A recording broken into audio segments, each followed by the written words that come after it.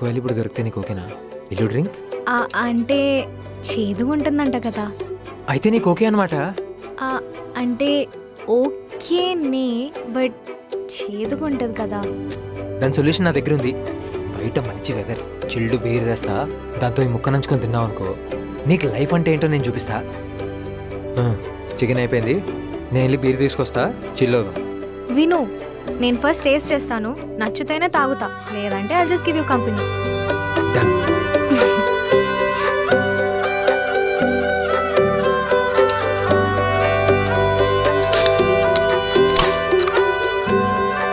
తీసుకో.